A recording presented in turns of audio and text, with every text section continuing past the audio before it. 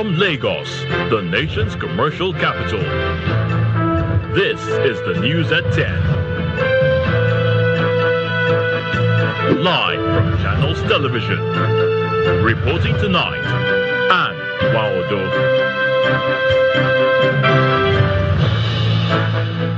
Hello and welcome. Tonight, federal government denies spending over 8 trillion naira outside approved budget, says reports misinterpreted and remarks by IMF representative in Nigeria.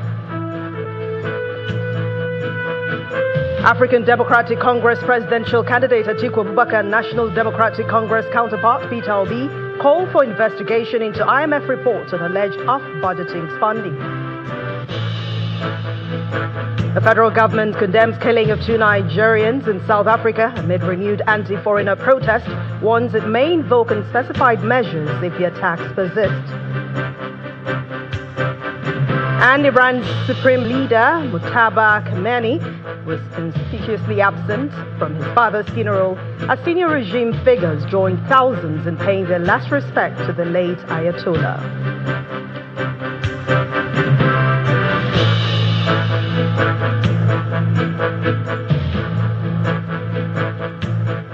The federal government has dismissed recent claims alleging that about 2% of Nigeria's GDP, over 8 trillion naira, was spent outside the approved budget framework. In a statement issued on his X handle, the Minister of Finance and Coordinating Minister of the Economy, Mr. Taiwo Oyedele, says that report linked to interpretations of IMF references in the 2026 article for consultation, and it is misleading and incorrect. And part of that statement reads, it is inaccurate to suggest that trillions of naira have been secretly spent outside legislative approval, and such allegations should have identified the specified projects purportedly executed without appropriation or legal authority and present credible evidence in support of the claim. To be meaningful, assertions of this magnitude must be supported by verifiable facts rather than conjecture, and end of quote. Well, government insists that there is no existence of a shadow budget or unauthorized spending, and that all public expenditure follows constitutional provisions under sections 80 to 83 and 162, and it is executed strictly through appropriation acts and lawful statutory approvals. The minister also clarified that multi-year capital projects, statutory transfers, debt obligations, and intervention funds all operate under established legal framework and should not be misrepresented as extra budgetary spending. Mr. Oyedele is also asking the public to rely on verified fiscal data rather than speculation, emphasizing transparency, oversight, and accountability in all financial operations. Meanwhile, former Vice President Atiku Abubakar and former Governor of Anambra State Peter Obi have demanded full accountability from the federal government following the IMF leaked document and report alleging unreported public spending of about 2% of Nigeria's GDP. Mr. Atiku Abubakar also called on the EFCC, the ICPC, the National Assembly, and the Auditor General of the Federation to investigate claims of off-budget spending estimated at 8 trillion naira. He also alleges that the funds were spent without proper legislative approval, describing it as a shadow treasury and urging an independent audit and possible recovery of those funds. He's also raising concern about the alleged additional deduction from statutory allocations, insisting on transparency ahead of future elections.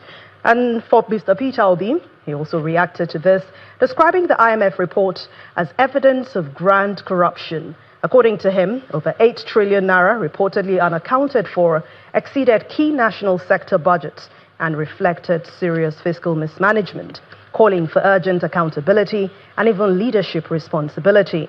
But the IMF reportedly linked the discrepancies to projects executed outside formal budget processes, but asked reforms and improved transparency in fiscal reporting. And now to politics, where the All Progressives Congress, the APC in Kwara State, has staged a massive gratitude rally in Ilorin, the state capital, to thank members for the peaceful conduct of the party's primaries and to rally support for President Bola Tinubu, Governor Abdurrahman Abdulrazak, the party's governorship candidate Yakubu Salihu, and other APC candidates ahead of next year's general elections. The rally, tagged Kwara and Dupe, also attracted thousands of party supporters who lived and moved through major streets of the state capital in show of confidence that the party will retain its hold in the state.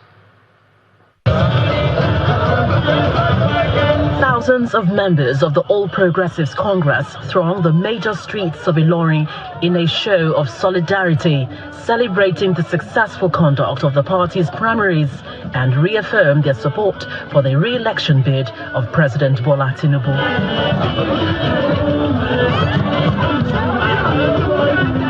The rally begins from Taiwoki roundabout and covers about 7 kilometers.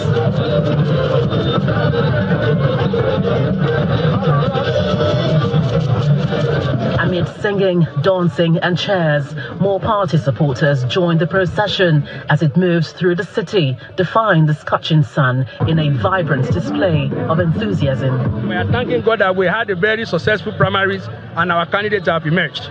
Today, it's just a rehearsal for what is to come.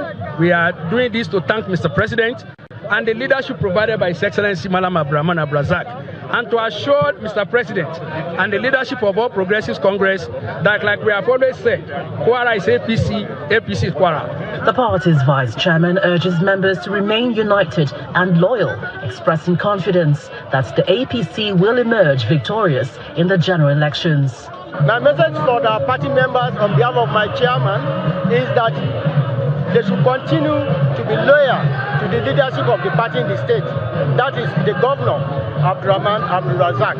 I want to assure our party members that loyalty is going to be rewarded accordingly. We are not opposed to the PDP grandstanding, but the fact of fact, they said more than that in 2023, it was 35-0, and we are very confident also that it's going to be 35-0 again come 2027. We are confident of victory, inshallah. We are confident because His Excellency has done very, very well.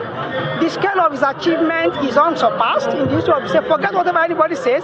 The facts are out there in terms of infrastructure, in terms of taking care of the people, in terms of the way he has hired people into the civil service.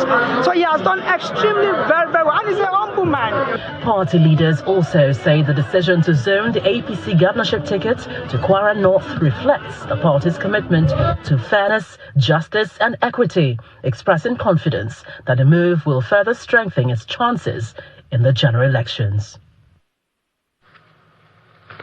And away from the Kwara and Dupe ceremony, well, staying in the All Progressives Congress and the party, it has now launched the 1 million solidarity vote movement to mobilize support for the re-election of President Bola Tinubu and Kaduna State Governor Uba Sani ahead of the general elections come 2027. Well, that position was made by APC leaders, government officials and stakeholders during the launch of the movement in Kafanchan, southern Kaduna, where they also highlighted what they describe as the achievements of the APC administration.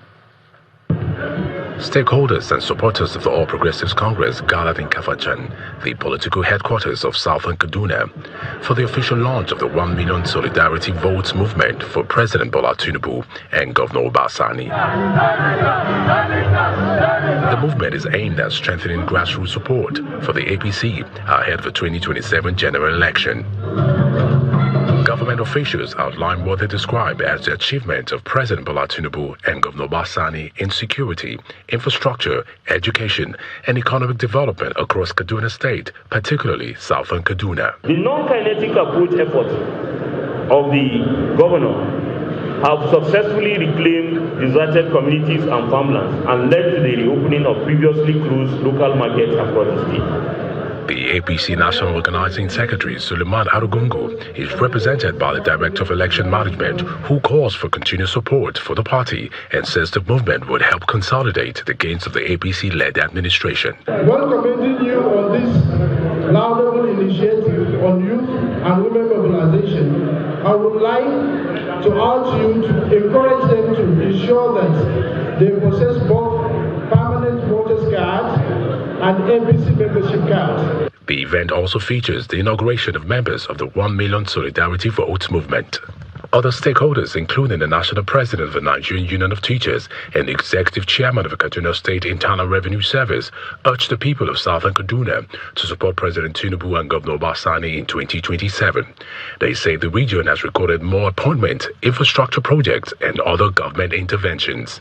Before, APC in Southern Kaduna is being looked at as a taboo political party, but you can now see nearly everybody is in APC. We don't expect 100% from him, but what he has done in 3 years is enough for us to give him another mandate. It will be a disservice to us if a group is trying to galvanize support for His Excellency, the President of the Federal Republic, and our loving Governor of Kaduna State, and some of us will be absent. So that's why we decided that let us be here to show the sons and daughters of Southern Kaduna that this movement is a collective movement and we are behind them solidly. The launch of the 1 Million Solidarity Vote movement marks the APC's early campaign mobilization in Southern Kaduna as the party builds support ahead of the 2027 general election. And against the backdrop of economic reforms, persistent inflation, and growing political activities ahead of the general elections in 2027, the Anglican Diocese of Ohaji-Egbema has called for responsible leadership, stronger democratic institutions, and peaceful political engagement as critical ingredients for sustainable development. And this message dominated the 2026 Diocesan Synod held in Ohaji-Egbema local government area of Imo State, where religious leaders, political office holders, and community stakeholders all gathered to examine the challenges confronting Nigeria and chart a path towards inclusive development. Our correspondent, Itope Kutei, reports. The Synod lecture theme, Navigating the Path to Essential Development in Ohaji-Egbema amid economic reforms, persistent inflation, and an uncertain volatile environment, Essential Panacea, sets the tone for wide-ranging discussions on Nigeria's economy, governance, and security. Delivering the keynote address, Chairman of the House Committee on Regional Development and lawmaker representing Ohaji-Egbema, Oguta, and Oru West Federal Constituency, Eugene Dibiagu, says ongoing economic reforms, though initially difficult, are gradually repositioning the economy for long-term stability and growth. In Imo State, the evidence of what Governor Hope Uzodimma is doing with this revenue is very clear. The leak was blocked and the tap is now running. Imo has not borrowed, it is repaying debt.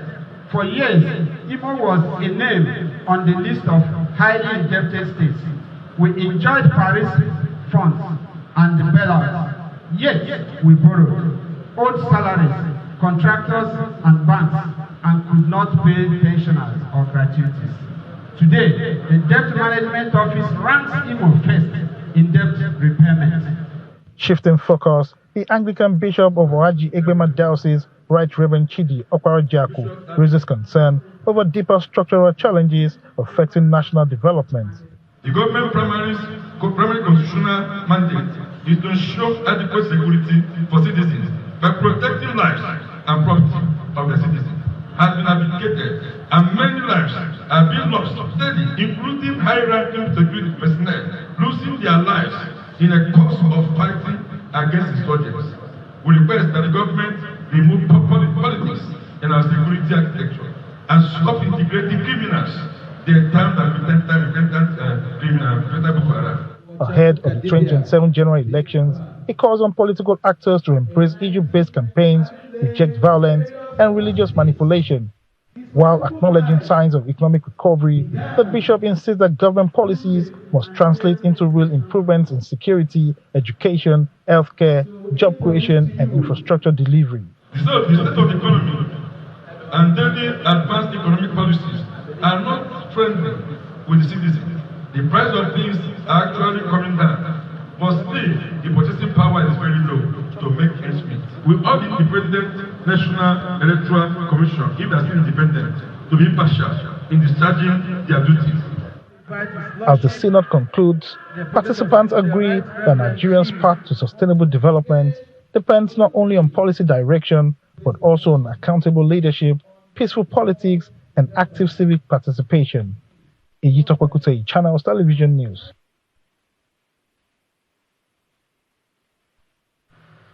In part two, after the break, federal government condemns killing of 2 Nigerians in South Africa amid renewed anti-foreigner protest, warns it may invoke unspecified measures if the attacks continue. Please join us again.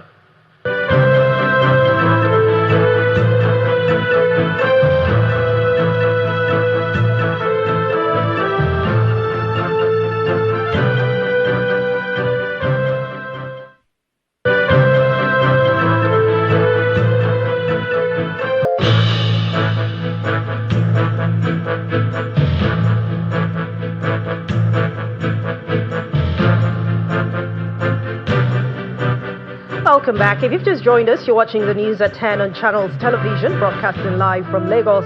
A reminder of our main stories. Federal government denies spending over 8 trillion naira outside approved budget, says reports misinterpreted remarks by IMF resident representative in Nigeria. African Democratic Congress presidential candidate Atiku Abubakar and National Democratic Congress counterpart Peter Obi call for investigation into IMF report on alleged off-budget spending. The federal government condemns killing of 2 Nigerians in South Africa amid renewed anti-foreigner protest, warns it may invoke unspecified measures if the attacks continue. And Iran's supreme leader, Mujtaba Khamenei, was conspicuously absent from his father's funeral as senior regime figures joined thousands in paying their last respects to the late Ayatollah.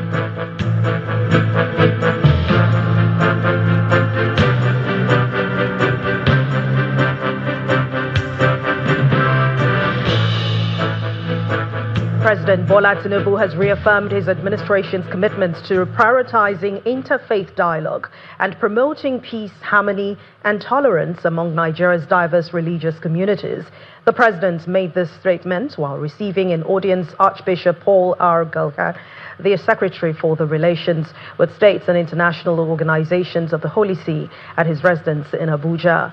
The Archbishop was ushered in by the Minister of Foreign Affairs, Ambassador Bianca Ojukwu, and President Tinubu said that interfaith dialogue is the only path to addressing the country's security challenges. He also told the Archbishop that he had a long and cordial relationship with the Catholic Church, especially during his time as the Governor of Lagos, adding that he strongly supports the Church's contributions to education and health. We have over 30 million Catholics in Nigeria. We have over 10,000 priests.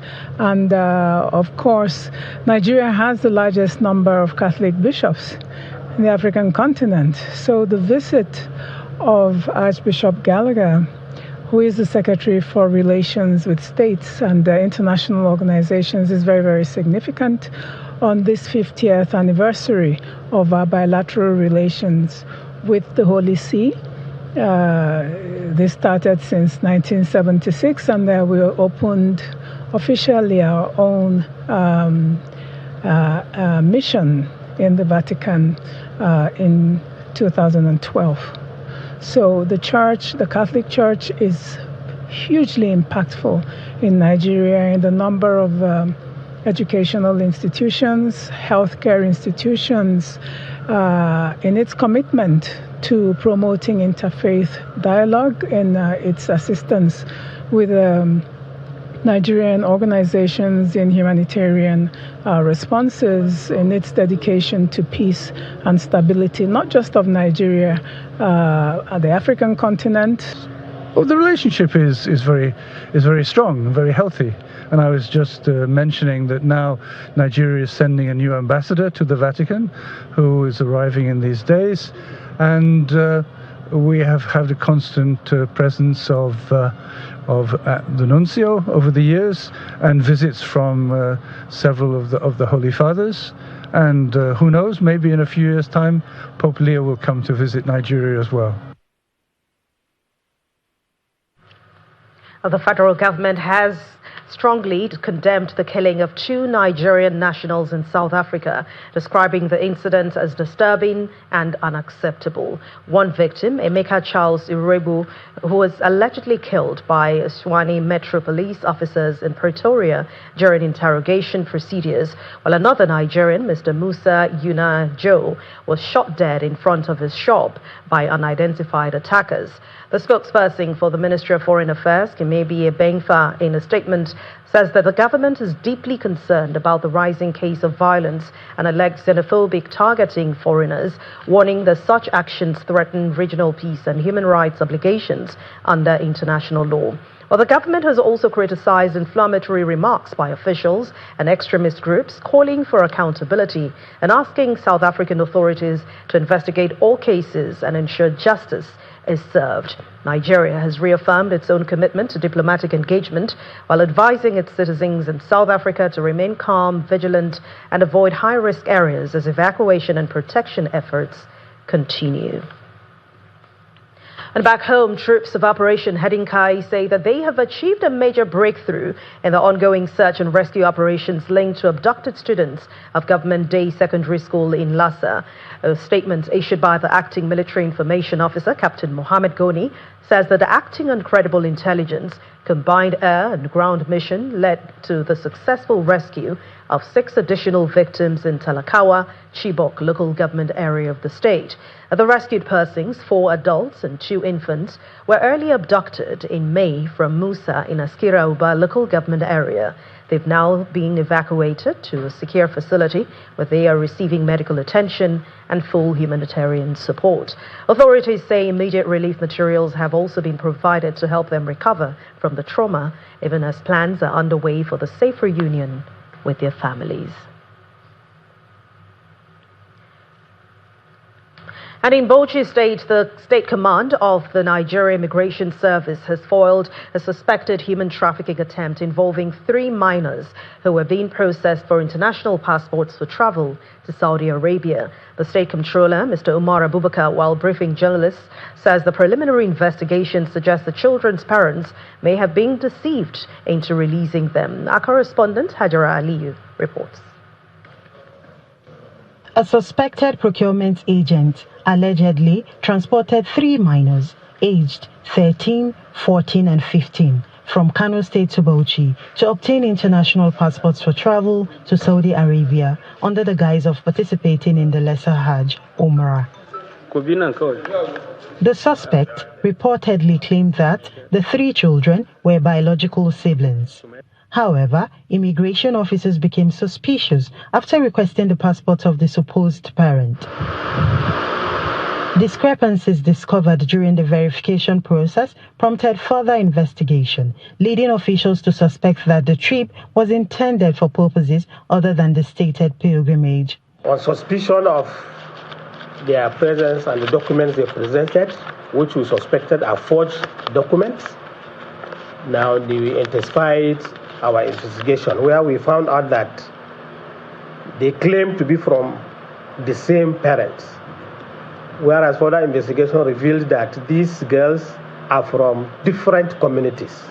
They are not from one person. The suspected agent told investigators that a friend residing in Saudi Arabia had asked him to facilitate the travel arrangements for the children so they could reunite with him. I honestly thought they were his children. I didn't think otherwise. When invited for questioning, the children's parents admitted they had agreed to release their children after being promised that they would be taken abroad to secure employment. My sister in Saudi Arabia encouraged me to send my daughter to a woman to process her passport for travel. I thought the passport would be processed in Kano, but I later heard they had taken her to Bauchi. The Nigeria Immigration Service has since handed the case over to the National Agency for the Prohibition of Trafficking in Persons (NAPTIP) for further investigation. The cases of Saudi Arabia is much because NAPTIP officials says such cases are becoming increasingly common, exposing victims to risk. They normally take them to Cote d'Ivoire and Ghana for in the name of work that they will help for house help. Then you find out that it is for sexual exploitation or organ harvest. The investigation is ongoing while the agency has urged parents and communities to be vigilant. Hajira Aliyu, Channels Television News.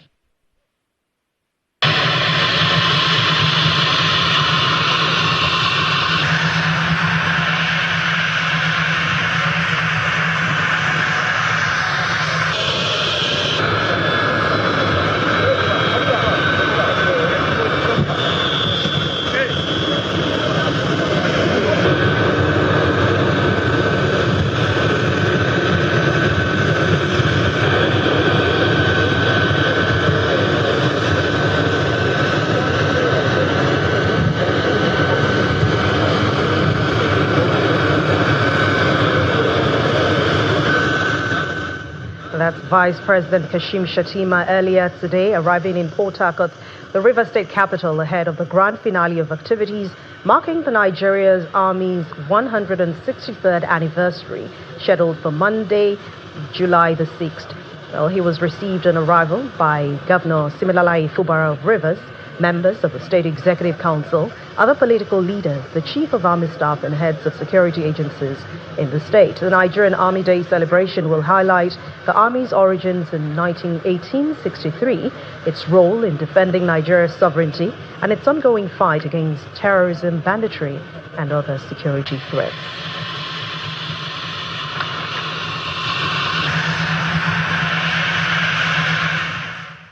Still ahead on the news at 10, operatives of the National Drug Law Enforcement Agency, the NDLEA, arrest 67-year-old Nigerian-British woman with 13 kilograms of cocaine. Please stay with us. Welcome back. You're still watching the news at 10. Now to Cross River State, where Governor Basiotu has assured residents in flood-prone areas of immediate government intervention. Inspecting critical sites across the Calabar metropolis, the governor reaffirmed his administration's commitment to safeguarding lives and property against the escalating threats of this year's intense rainy season. Flooding remains a recurring nightmare here, destroying homes, displacing families, and crippling the local economy.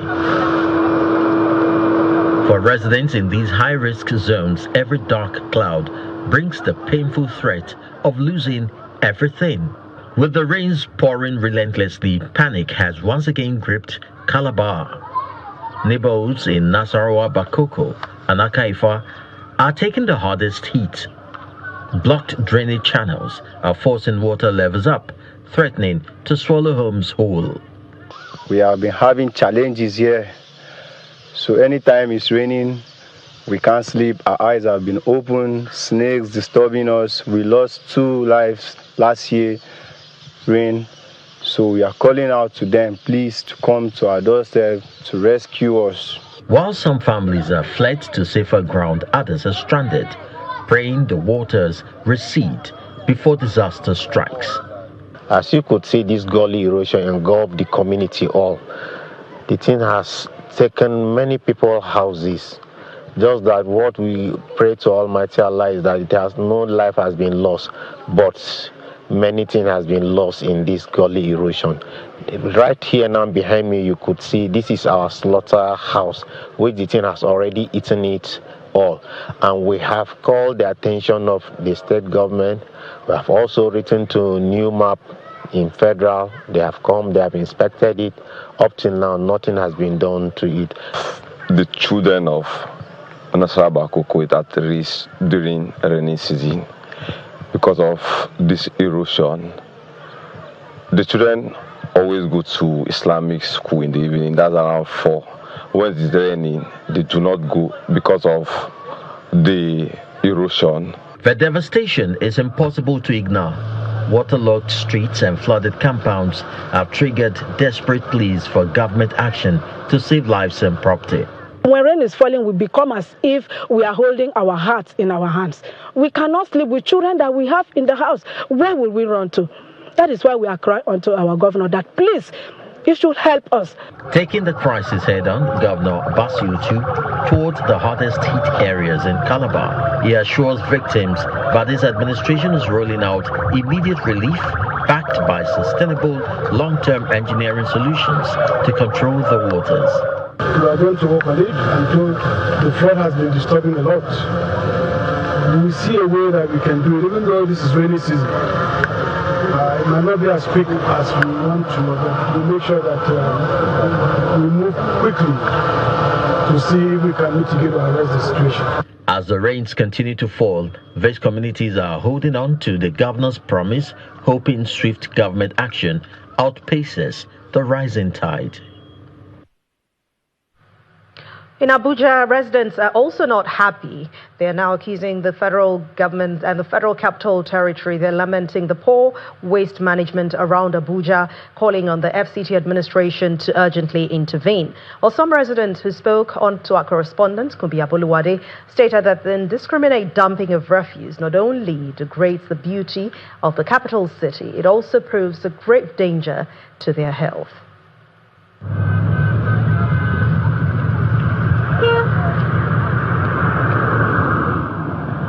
Since the assumption of the present FCT administration, led by the minister, Mr. Nyesom Wike, there's been notable changes in the territory, particularly in infrastructure development, which has been applauded by FCT residents. But in recent times, the state of waste management in the territory has become a source of concern to residents who called for urgent intervention. Our crew visited areas such as Yanyankarshi, Kubwa, Mabushi, Utaku amongst others, and were met with mountains of uncontrolled refuse, with some spilling into the road.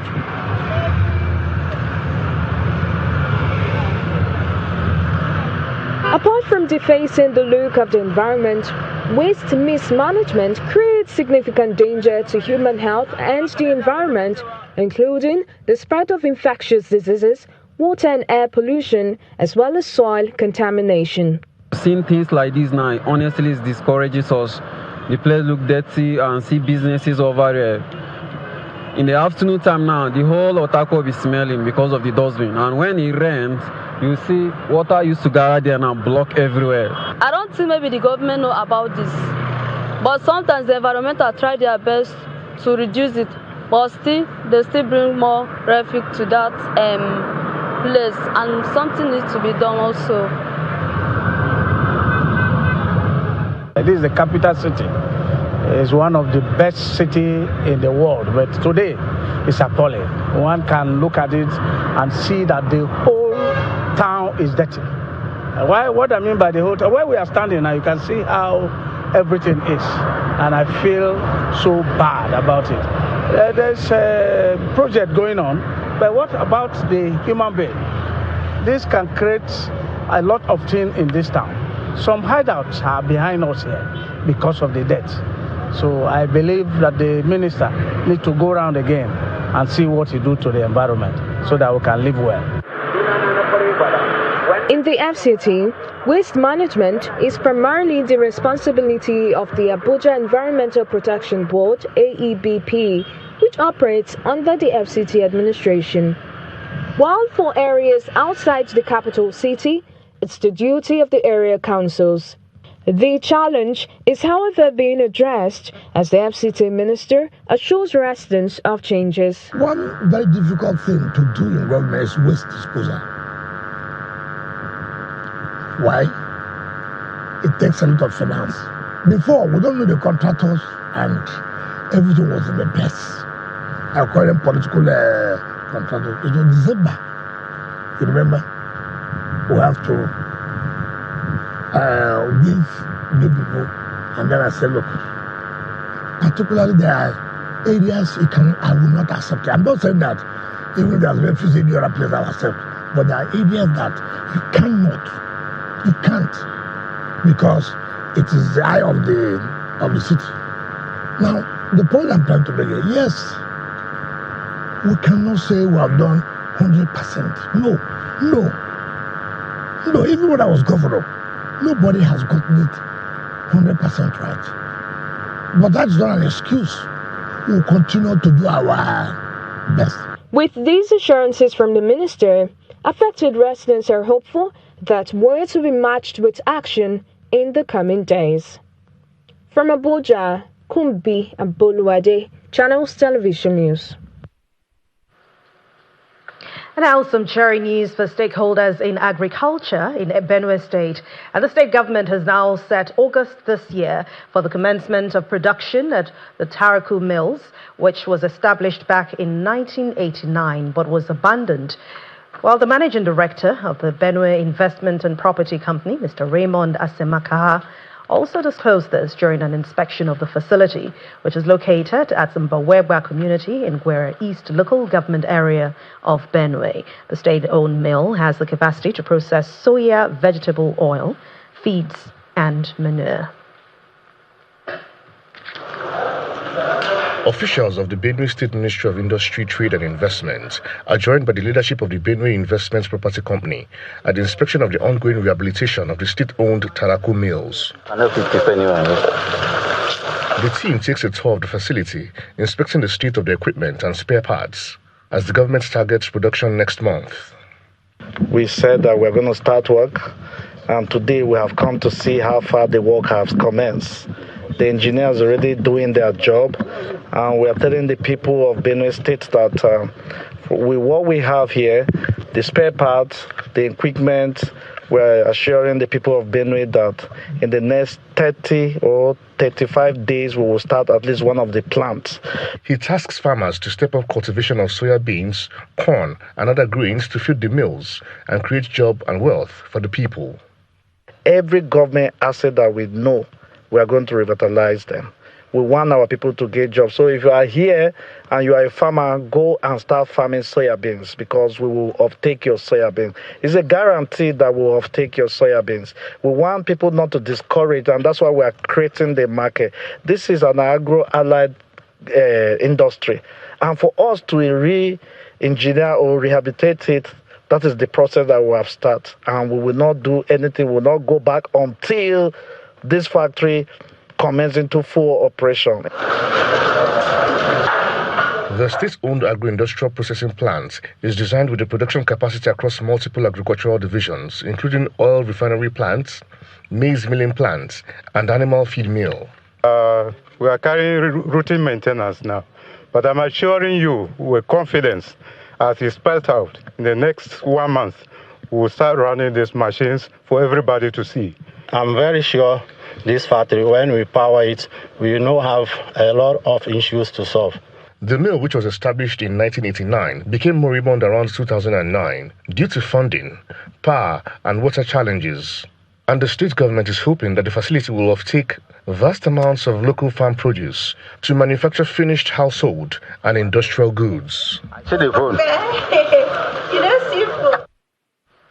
A 67-year-old Nigerian-British grandmother, Mrs. Mary Yetunde Barak, has been arrested by operatives of the National Drug Law Enforcement Agency, the NDLEA, following discovery of 13 kilograms of cocaine concealed in peels of plantain, which appeared as real plantains and packed among other food items in her luggage at the Murtala Mohammed International Airport, Ikeja, Lagos. A statement signed by the Director of Media and Advocacy of the agency, Femi Babafemi, says a suspect who works as a caregiver in the United Kingdom was arrested at the departure hall of the Terminal 2 of Lagos Airport while attempting to board a Virgin Atlantic airline flight to London on Sunday, June the 28th, 2026. The statement also explains that a thorough search of her bags resulted in the discovery of 31 big wraps of cocaine, which were packed to appear like plantain hands, weighing a total of 13 kilograms. The statement also says that a sting operation in Ekwusigo local government area of Anambra State on Monday, June the 29th, had resulted in the arrest of a 45-year-old PhD student at the University of Malta in Malaysia, Nwabueze Felix Onyeka, following the seizure of 5.8 kilograms of cocaine concealed in walls of 9 cartons of Origin Bitters, which is a drink, a consignment that was part of a consolidated cargo heading to Kuala Lumpur in Malaysia. And now to the arts. Voices of Air is a group exhibition by female artists at the Q Gallery right here in Lagos. Well, the pieces explore what it means to be feminine. We see that on Art Review tonight.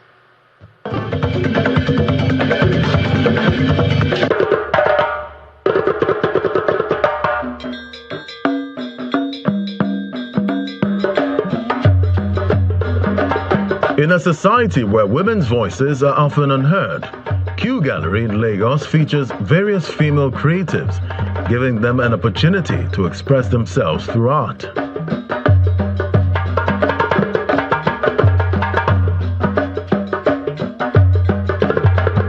In the exhibition titled Voices of Aya, Who She Is and Who She Is Expected to Be, artists explore the resilience, triumphs and complexities of womanhood beyond societal expectations through their artistic dexterity. It's been a long while coming.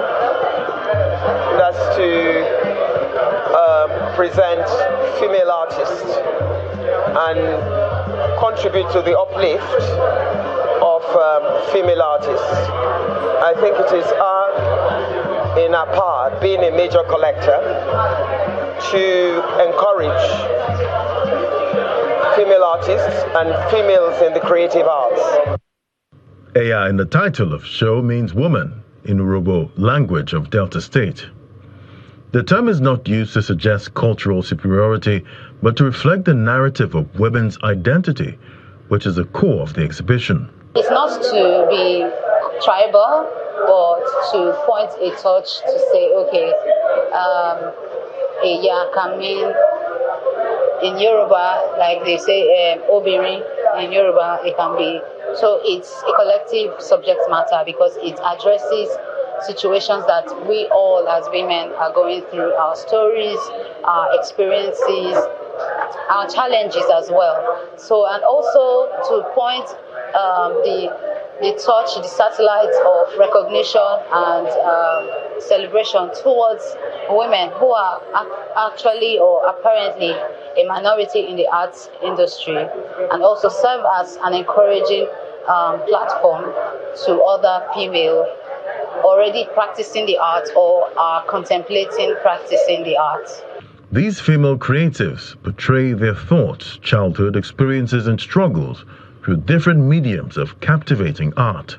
I focus more on the intimate moments between children and their grandmothers, which can otherwise be, be unnoticed. It's a subtle moment, tying the gele, just speaking the way the children see their parents act. That is what my art is all about. Voices of Aya seeks to advocate for the free expression and existence of women in society. It highlights their achievements while serving as a tool for breaking barriers, reclaiming space, and reconstructing identity.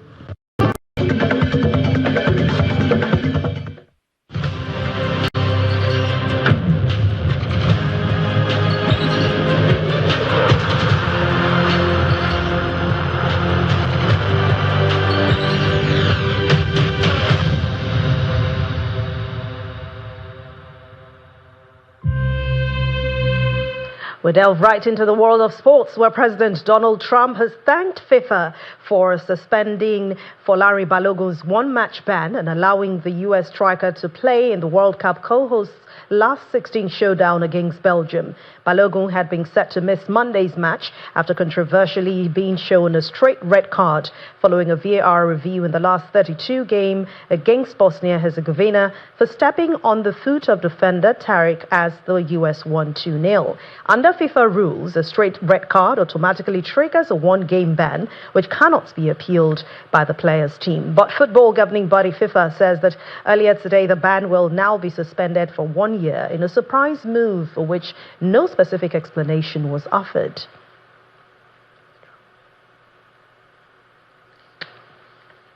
And Norway are on their way to the last 16 of the FIFA World Cup as the lead five-time World Cup winners Brazil by a lone goal thanks to forward Erling Haaland.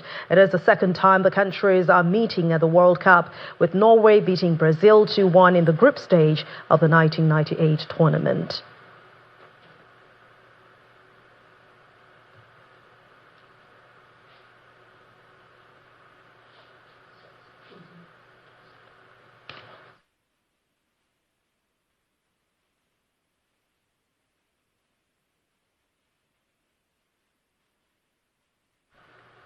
Well, Norway is leading as at this moment.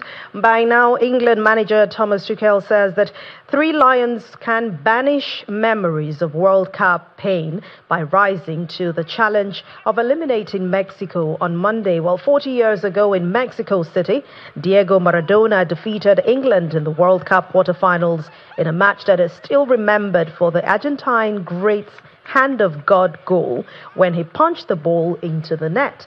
This time, England must beat one of the co-hosts in the last 16 to keep their quest for the first major tournament in 60 years alive.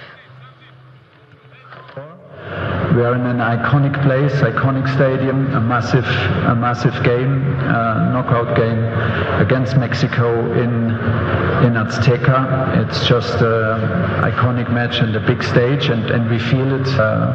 If we analyze Mexico, we are fully aware that we need to put a strong performance together. We need to build the best version of offensively and defensively that we showed until now in moments of every match. But tomorrow we will bring it together for a top performance that we need to achieve our goal to beat Mexico.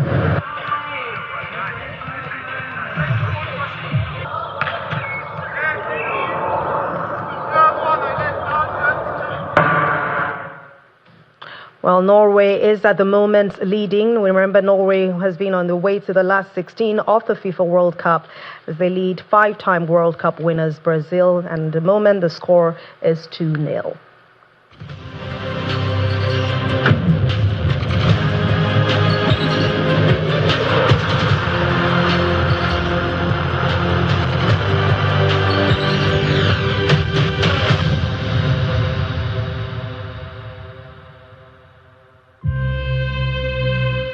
Away from the World Cup, let's talk tennis, where Novak Djokovic has enjoyed another slice of Wimbledon history as the Serbian father's funeral today.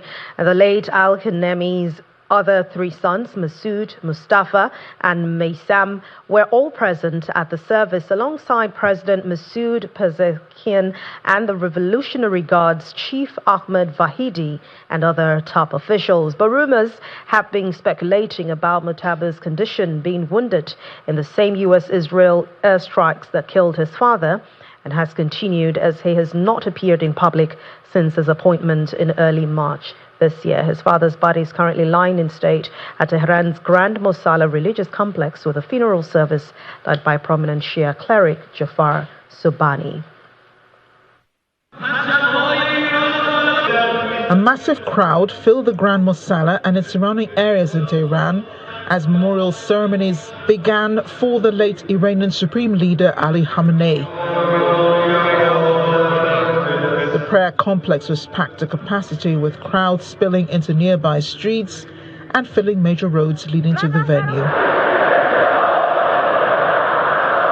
Funeral prayers held in 3 segments, the first dedicated to the late Supreme Leader, while the second included the funerals of Boshra Khamenei, the eldest daughter of the Ayatollah, and Mesbah al-Huda Bagheri and Zara Haddad Adel, members of the Iranian inner political circle who were killed alongside the Supreme Leader in a joint U.S.-Israeli airstrike. The ceremonies are scheduled to continue through July in both Iran and Iraq. Ali Khamenei's other sons, Mustafa, Masoud and Meysam, prayed over his casket at the Imam Khomeini Mosala Grand Mosque. Relatives were also killed in the attack. Only one face was missing beside the coffin, that of Mujtaba, who was named Iran's current supreme leader this year. Mujtaba has not appeared in public since his appointment, with his official remarks so far delivered through recorded statements read by a news anchor on state television. Crowds remained at the Grand Mosala into the night as they bid the Ali Khamenei goodbye. Some held portraits of him and said they wished to sacrifice their life for him. The funeral procession is planned for July 6th, before ceremonies at the holy city of Qom on July 7th. Iran says official delegations and religious figures from more than 90 countries are due to take part including Pakistan's Prime Minister and senior representatives from Russia, China, India, and Iraq.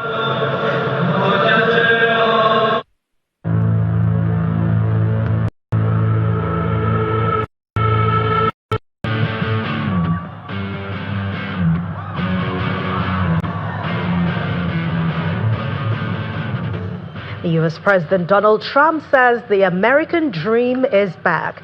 Speaking to a cheery crowd during a delayed rally at the National Mall in Washington on Saturday, his speech, which finished just before midnight, touched on political themes including the rejection of communism and the right to bear arms.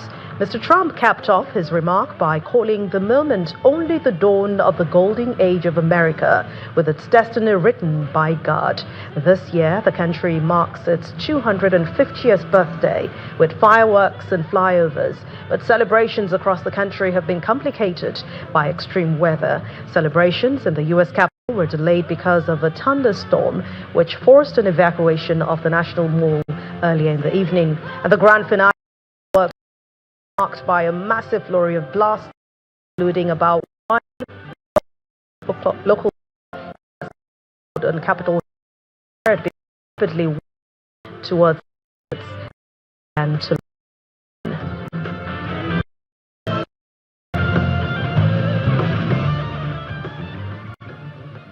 And the main news again. The federal government has denied spending over 8 trillion naira outside approved budget, says reports misinterpreted remarks by IMF resident representative in Nigeria. The African Democratic Congress presidential candidate Atiku Abubakar and his National Democratic Congress counterpart Peter Obi are calling for investigation into IMF reports on alleged off-budget spending. And that's the news at 10 tonight. Thank you so much for watching. I'm Anne Nwawade. Good night and have a wonderful week.